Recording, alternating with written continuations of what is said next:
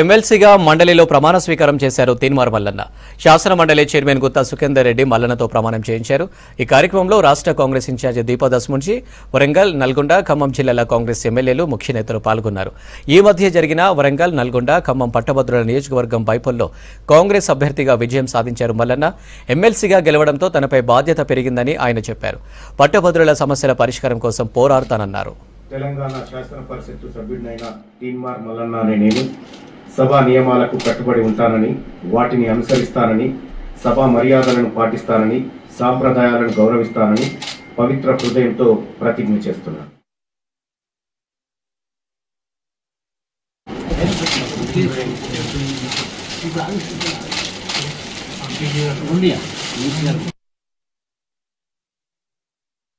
ఇది నా జీవితంలో మొట్టమొదటి అవకాశం.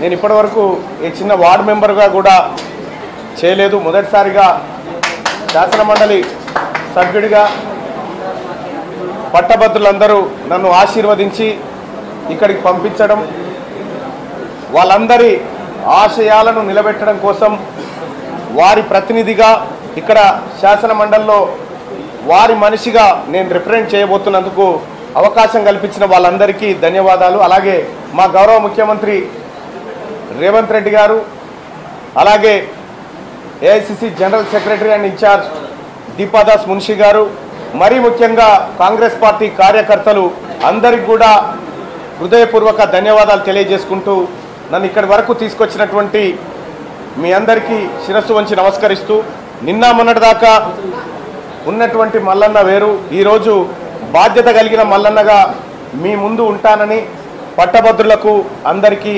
తెలియజేస్తా ఉన్నా. మరి ముఖ్యంగా ఈ గెలుపులో తమ భుజాల మీద వేసుకున్నటువంటి తీన్మార్ మల్లన్న టీం కుటుంబ సభ్యులందరికీ ధన్యవాదాలు తెలియజేస్తా ఉన్నా.